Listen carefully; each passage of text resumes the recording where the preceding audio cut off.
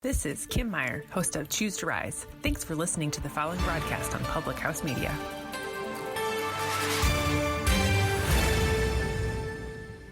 Hi, this is Emily. This is Lindsay.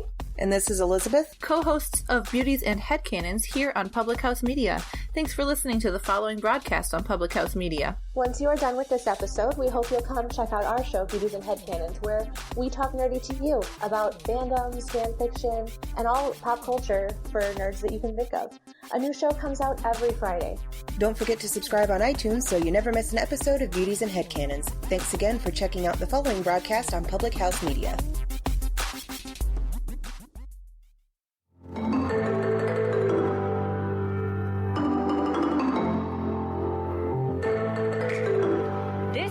The Leadership Show, the place where leaders learn more about themselves and how they can shift the way they lead.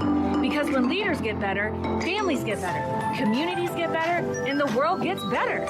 And now your host, Chief Leadership Officer of Shepherd Revolution, David Prosper. If this is your first time listening to the Leadership Show, we want to personally welcome you. We started this podcast because too many of us have been hurt, underappreciated, and abused by unhealthy leaders.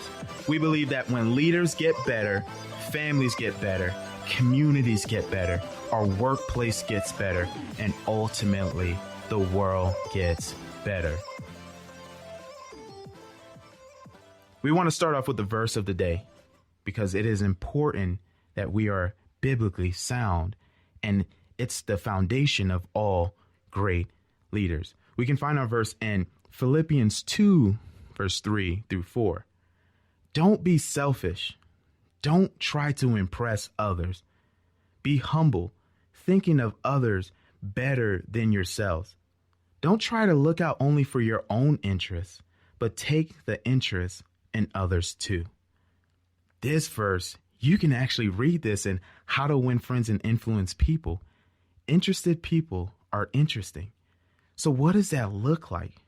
That means two things: being curious and caring. Our curiosity removes the stereotypes and allows us to ask questions that we don't know the answers to. And in caring essentially means I'm invested in this. So again, not looking at your own interests. I've learned this in a lot of networking events. People go in and they're just, here's what I do, here's what I do, here's what I do, versus what do you do? What ways can I help you? How can we partner? How can we collaborate? So again, Philippians 2, verse 3 through 4. Don't be selfish. Don't try to impress others. Be humble, thinking of others better than yourselves. Don't try to look out for your own interests, but take the interests of others too. This does not mean that I'm telling you be a doormat. It's being interested in other people's businesses, other people's lives. It's simply like, how are you doing? And not the how are you doing? I'm doing great. How about yourself? One of those. Or if you go to church and you're like, how are you doing? God is great. I'm blessed. It's like, no, how are you doing? How are you really doing? What's going on in your world? Because I truly care and I'm really curious about you. So there's two kinds of leaders in our world: leaders who command and leaders who connect. And I believe that once we start applying the information, it leads us into transformation. Our show is intentionally designed to be under 30 minutes for working professionals, busy parents, on-the-go students, and most importantly, aspiring leaders. So if you're a leader or experienced both or inspiring, this is for you. This is for the moms and dads who want to say, I want to leave my home better. This is for the working professional who says, you know what, I want to be a leader in my community, in my job place. So I want to ask you a question, and I want you to think deep down inside. I want you to analyze your life.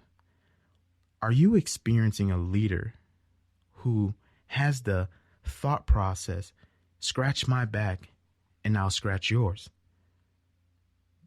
You do this for me, I'll do this for you. If you are, today's conversation is just for you. That's what we're going to be discussing. And that type of leader, he or she is a transactional leader. And we're going to be talking about the advantages and disadvantages of it. And I just want to be open, honest, and transparent because I've been a transactional leader for a very long time until I had a mentor who brought this to my attention and said, no, we're not do as, scratch my back, I scratch yours.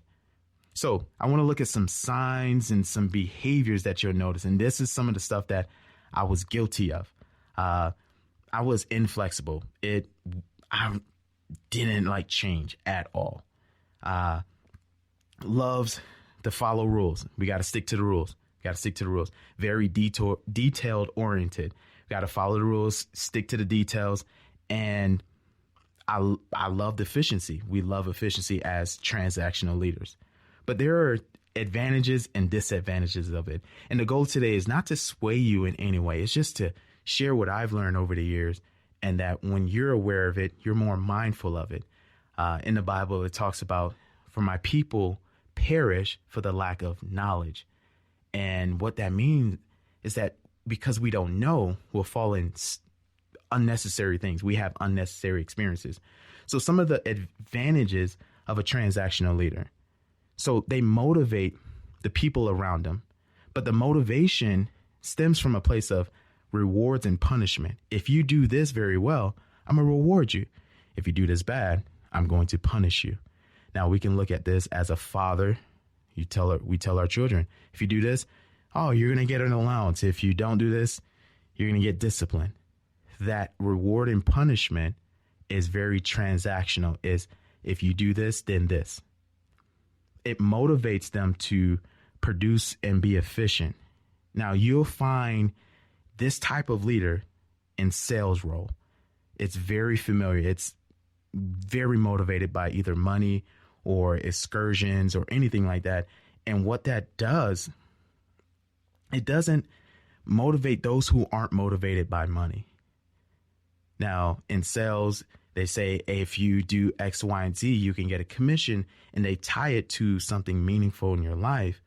But that doesn't resonate for everybody. There's a book that says what motivates you, and it talks about the different motivating factors. Some people are motivated by money.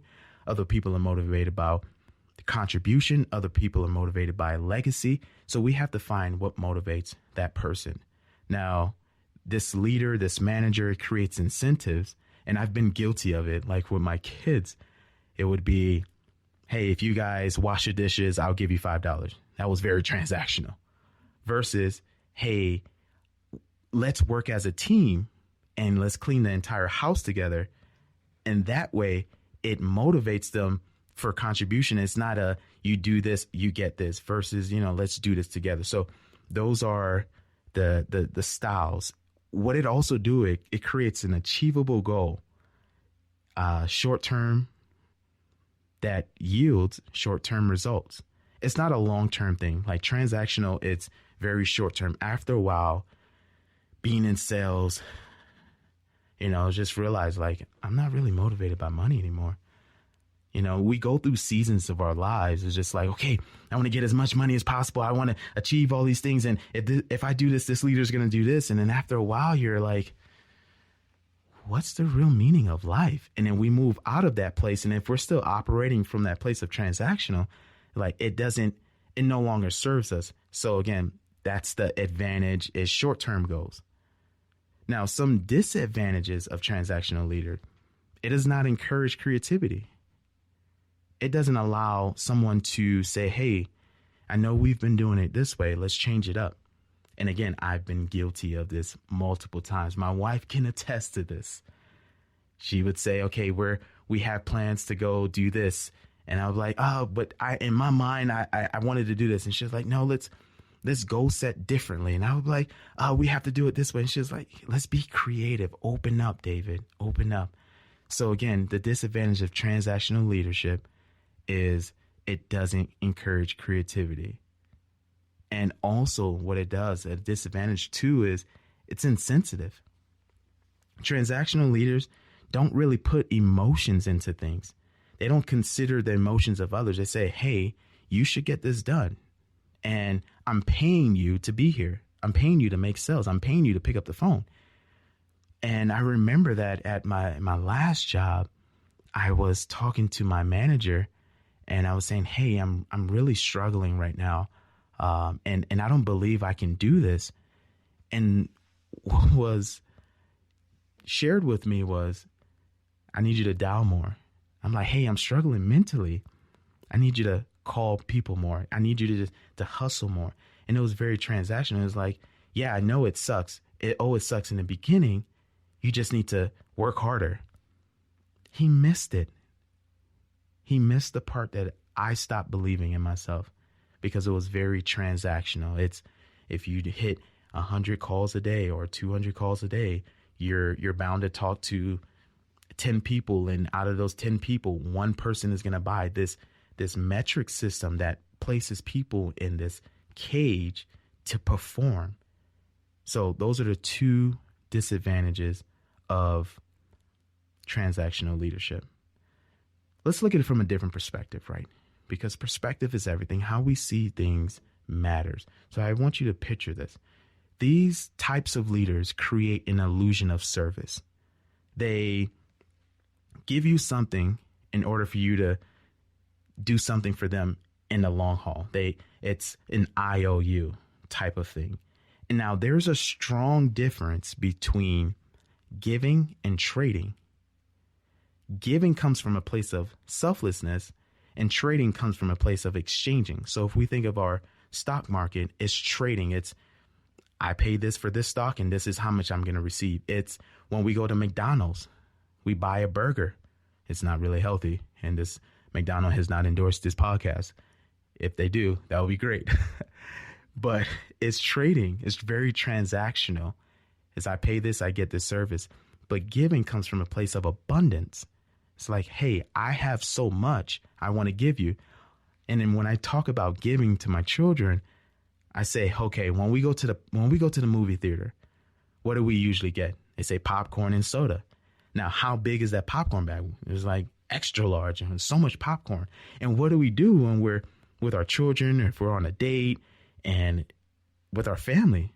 We give because we can't eat that entire bag.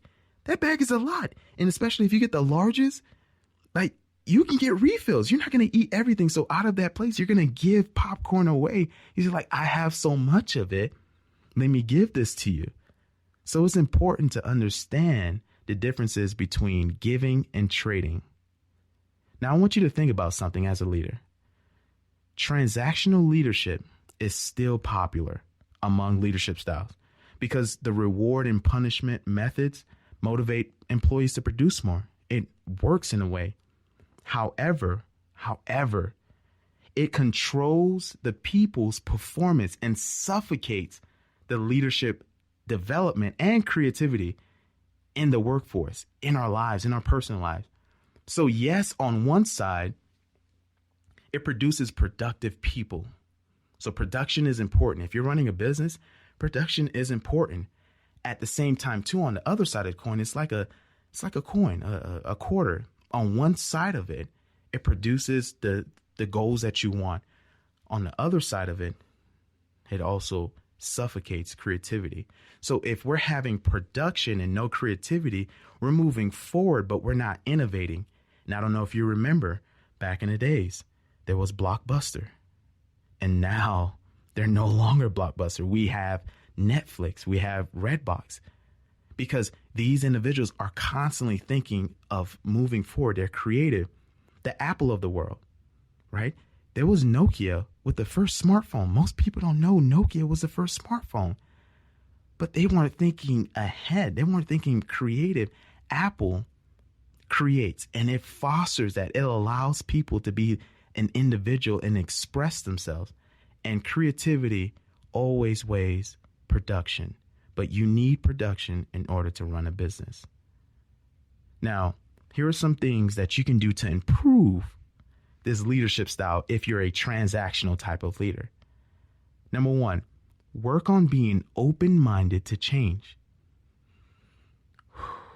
I know you need to take a deep breath on that because this is tough right here. This is like, be open to change. No, my way is the right way. We have to be open to change And what does that look like for us? It's like when we got to school, the first day of school, we didn't know how school was run. We had to be open enough to allow the teacher to tell us what was going on. And when we start, getting used to school, we're just like, okay, I'm open to it. And what happens when we're open to new experiences, it shapes our world, it shifts our paradigm, it shifts our perspective, and allows us to experience things that we never could have experienced before. So being open to change is like a parachute. I've skydived, and I don't know if you skydive. If I jumped out of that plane at 18,000 feet in the air and didn't open my parachute, what would happen? Wow. I would not be here talking on this podcast. I would not be here. But I had to open my parachute. Well, I didn't open it. The skydiver opened it, the guy behind me, because it was my first time. So he opened the parachute, and it allowed us to land safely. So when we're open, it allows us to experience things that we never would have experienced before. Number 2, bend, not break the rules. Bend the rules, but don't break the rules.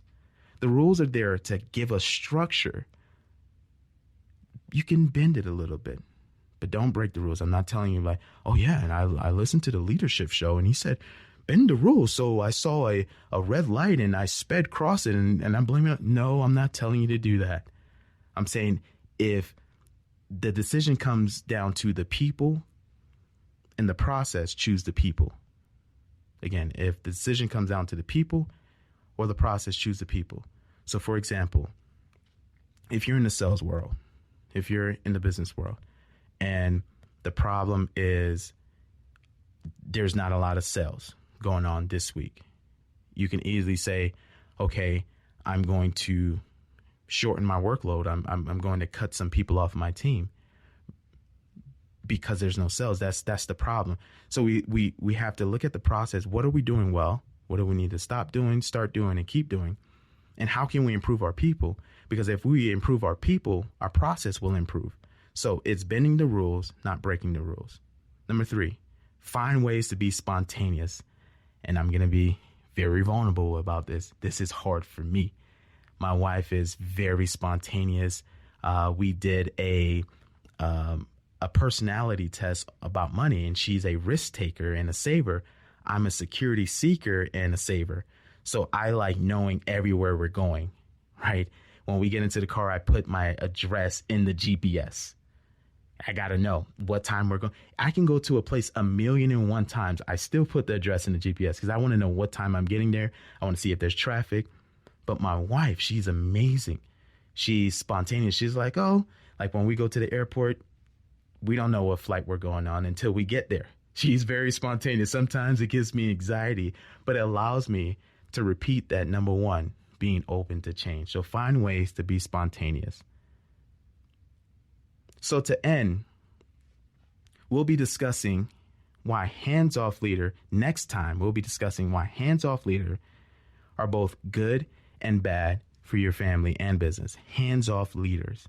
And you don't want to miss the next episode. You do not want to miss it because I want to engage with you.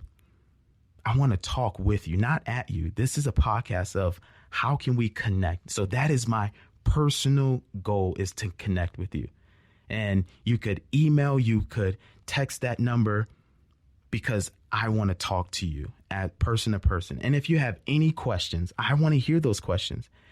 But I also want you to remember, you can set yourself apart as a leader when you lead from the heart.